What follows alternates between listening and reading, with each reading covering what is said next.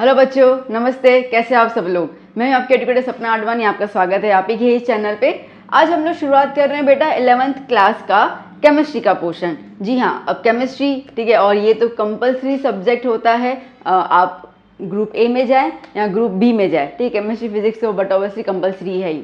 तो केमिस्ट्री क्या होता है, कैसे करना है इसके अंदर, आज हम लोग चैप्टर स्टार्ट नहीं करेंगे ना, ठीक है। आज हम लोग थोड़ा सा ओवरव्यू कर लेंगे केमिस्ट्री के चैप्टर्स को, और केमिस्ट्री बेसिकली किन किन सेगमेंट्स में डिवाइड होता है। वो बहुत ज़रूरी है केमिस्ट्री को समझना, ताकि आपको क्लियर हो कि आपका कौन सा सेगमेंट स्ट्रांग होता है और उन सब में क्या क्या डिफरेंस है, ठीक है। हमने सिर्फ 9th 10th जो भी केमिस्ट्री किया था, सिर्फ केमिस्ट्री थे, 4 चैप्टर थे, 5 चैप्टर थे, उसके अलावा कुछ था नहीं उनके अंदर।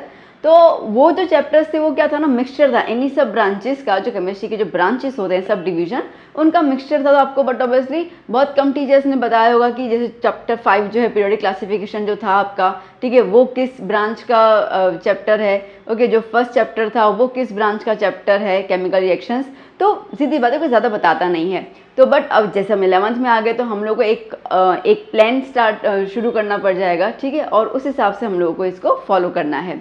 तो आइए देखते हैं कि केमिस्ट्री होती क्या है और उसको किन सब डिविजन्स में डिवाइड कर रहे हैं हम लोग। आइए बच्चों, देखते हैं हम लोग ओवरव्यू ऑफ द केमिस्ट्री। अब देखो बेटा, ये पूरा चार्ट मैंने आपके सामने रखा हुआ है ताकि आपको इजीली समझ में आ जाए कि हम क्लास 11th में करने क्या वाले हैं और वो सारे चैप्टर्स जो है किस कैटेगरी में आते हैं। तो जैसे कि हम बात कर रहे हैं क्लासिकल केमिस्ट्री। अब क्लासिफिकेशन ऑफ केमिस्ट्री मतलब हम केमिस्ट्री को डिवाइड कर रहे हैं। जो केमिस्ट्री क्या है वो हम लोगों ने काफ़ी 8 9 10 सब में सीखा हुआ है। तो केमिस्ट्री जो है वो बेसिकली स्टडी होती है जो आपके आसपास सारी चीज़ें मौजूद है उसके बारे में, ठीक है। बर्फ़ है तो बर्फ़ पानी में क्यों जाती है, पानी को उबालते हैं तो वो वेपर में क्यों कन्वर्ट हो जाता है, ये केमिस्ट्री है, ठीक है।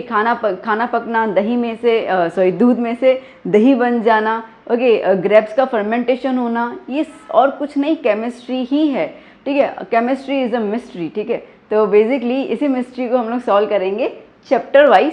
तो आपको पहले ये क्लियर हो कि केमिस्ट्री होती क्या है, ठीक है। Study of atoms, molecules and I would say मोटा मोटा कि मैटर, ठीक है। और हमारे आसपास हर एक चीज़ जो है वो मैटर ही है। और ये सारी चीज़ों में हमें क्या क्या डीप देखना है, क्योंकि अभी तक आपने जो भी देखा था ना वो सब ऊपर ऊपर से दिखा था, ठीक है। 10th में फिर भी थोड़ा सा अच्छा सा केमिस्ट्री आया था, बट बाकी आपने सब ऊपर ऊपर देखा हुआ। तो इसके लिए अगर मैं ये बोलूँ ना बेटा कि आपने 10th में जो 5 चैप्टर केमिस्ट्री के किए थे ना, वो हर एक चैप्टर यहाँ पे हर एक यूनिट होगा, ठीक है। मतलब कि उस चैप्टर में से हटा के, ठीक है, उन्होंने 3 से 4 चैप्टर में डिवाइड कर लिया है। मतलब केमिस्ट्री आपको बहुत डीपली स्टडी करनी है। तो इसके हिसाब से केमिस्ट्री हम लोग डिवाइड करते हैं। पहला सेगमेंट जो है उसको हम कहेंगे फिजिकल केमिस्ट्री, ठीक है। फिजिकल केमिस्ट्री ये क्या है, बहुत सीधी सी बात है, ठीक है। फिजिकल केमिस्ट्री जैसे मैंने अभी एग्जांपल दिया, ठीक है, बर्फ़ सॉलिड का लिक्विड कन्वर्जन, लिक्विड का गैस कन्वर्जन, याद है 9th में किया था, सब्लिमेशन प्रोसेस, ठीक है, वेपराइजेशन प्रोसेस। ये सारे प्रोसेस जो हमने 9th में किए थे, जहाँ पे हमने देखा था कि किस तरह से टेम्परेचर की वजह से स्टेट ऑफ मैटर चेंज हो जाते हैं, हाँ कि ना, याद आ गया थोड़ा थोड़ा, ठीक है, भूली बिसरी बातें हैं ये। तो यही सारी चीज़ें जो हैं आती हैं बेसिकली फिजिकल केमिस्ट्री में। फिजिकल का मतलब है कि कोई भी चीज़ आपके सामने है वो कैसे अपना रंग रूप बदल देती है, ठीक है, उसको हम कहते हैं फिजिकल केमिस्ट्री। तो अब इसमें क्या होता है, तो it is nothing but the study of physics and the mathematical tools. अब फिजिक्स जैसे ही आता है ना, बच्चे जो हैं वो अधमरे हो जाते हैं, बाप रे फिजिक्स मतलब तो समझ ही नहीं आता। बट इतना मत घबराओ, इसमें इतना डीप फिजिक्स नहीं आएगा। हाँ, इसमें फिजिक्स का क्या है, कुछ लॉस, ठीक है, जो कानून हमने फिजिक्स में रीड किए हुए हैं वो केमिस्ट्री में अप्लाई होते हैं, और ये हम ऑलरेडी देख चुके हैं। जैसे हमको पता है, ठीक है, कि सॉलिड के अंदर जो एटम्स होते हैं, okay, they are tightly bound with each other, okay, बहुत बेसिक स्टेटमेंट है। ये टाइटली बाउंड क्यों है, because of the force of attraction, ठीक है। लिक्विड के पार्टिकल्स थोड़े लूज हैं क्योंकि अट्रैक्शन फोर्स थोड़ा कम है सॉलिड के कंपैरिजन में, और गैस के पार्टिकल्स तो यूं, ठीक है, घूमते रहते हैं, कोई उनके बीच में रिलेशन नहीं है, कोई फोर्स ऑफ अट्रैक्शन नहीं है। तो इसके लिए वही, ठीक है, वही H2O जो है वो बर्फ़ के तौर पे, ठीक है, सॉलिड के तौर पे बर्फ़ कहते हैं, ओके, लिक्विड के तौर पे वाटर कहते हैं, और गैस के तौर पे हम उसको वेपर कहते हैं। है तो वही H2O। बात पकड़ में आ रही है मैं क्या बोल रही हूँ, ठीक है। तो इसका मतलब कि किस तरीके से H2O जो है वो अपना रंग रूप चेंज कर लेता है सिर्फ टेम्परेचर और प्रेशर की कला से, ओके। थोड़ा सा उसमें बदलाव आता है और पूरा उसका डेंसिटी चेंज हो जाता है। तो यही चीज़ें, ठीक है, यही लॉज जो अपन देखने वाले हैं, यही चीज़ें जो हैं, जैसे कि एटम के अंदर न्यूक्लियस होता है, न्यूक्लियस किस तरीके से इलेक्ट्रॉन को अपने तरफ खींच के रखता है, ठीक है, उसको घुमाता है। ये हमने अगेन 9th में भी देखा था कि रुदरफोर्ड जी ने एक एक्सपेरिमेंट किया था, ठीक है, जिसके अंदर इलेक्ट्रॉन जो है वो न्यूक्लियस में क्यों नहीं गिरता है। ये सारी चीज़ें जो हैं वो बोर्स मॉडल का atomic structure, that is the physical chemistry, ठीक है। मतलब कि एटम, मैटर या मॉलिक्यूल, ठीक है, देखने में किस तरीके से और उनमें दिखाव में बदलाव कैसे आता है, दैट इज़। आई होप आप मेरी बात को अच्छे से कनेक्ट कर पा रहे हो कि मैं क्या कहना चाह रही हूँ। तो इसमें जब चैप्टर लिखेंगे, अभी मैंने चैप्टर के नंबर के हिसाब से लिखा हुआ है, ठीक है, सीरीज नहीं है, चैप्टर नंबर है।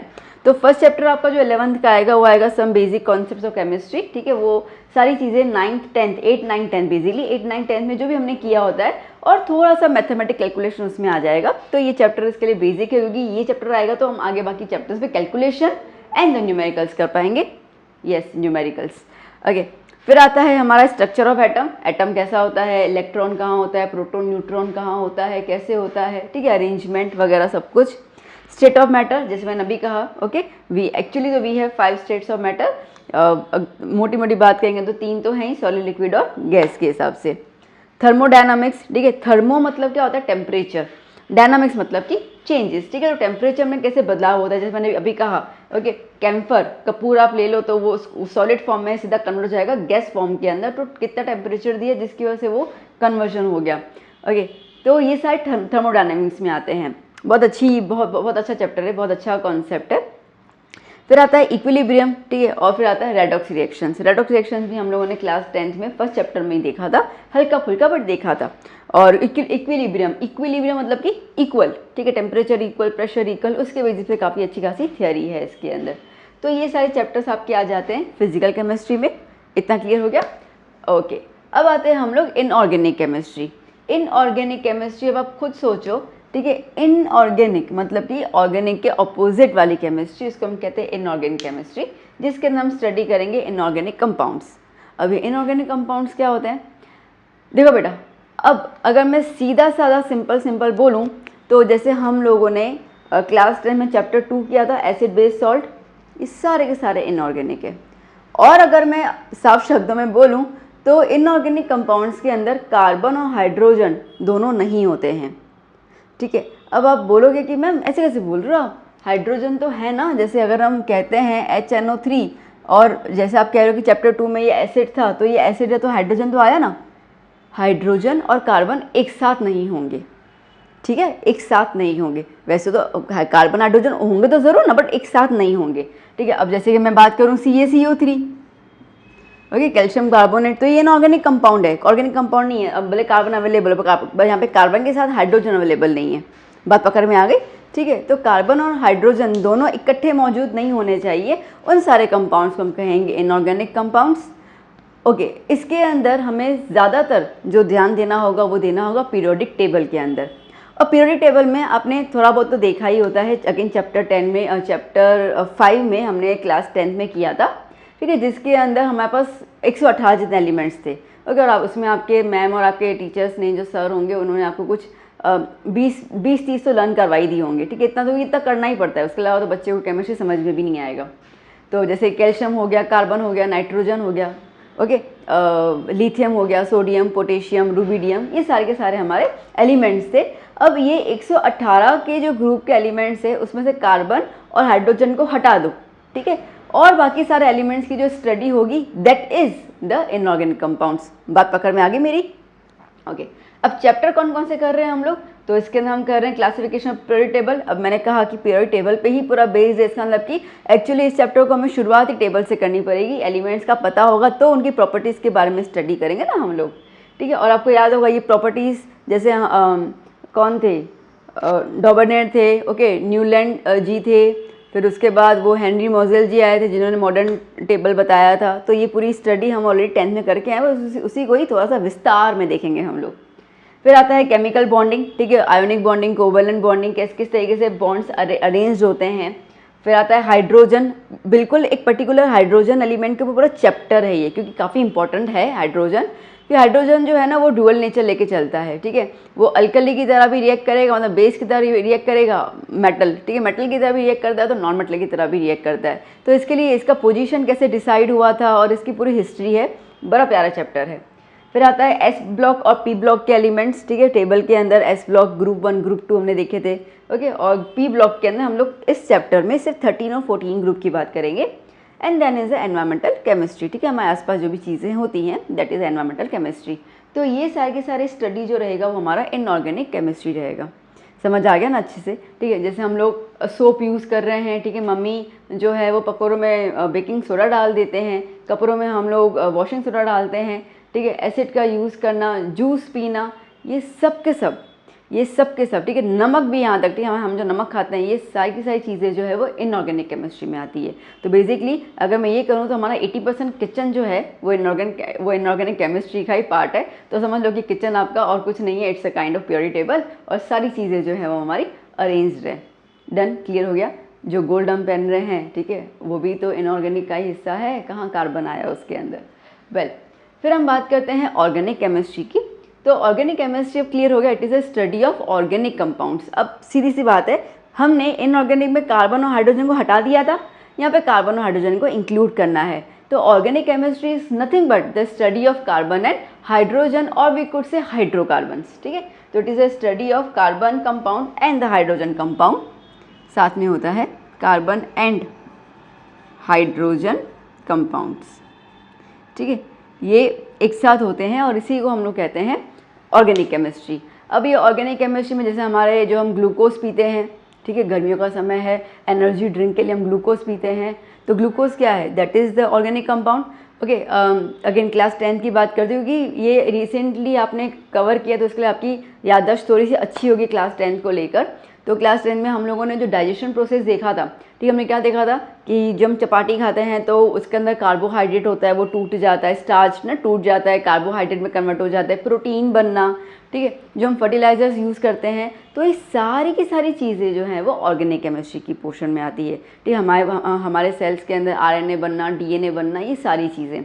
तो that is about the organic chemistry. हमारा पेपर हो जाता है, ठीक है।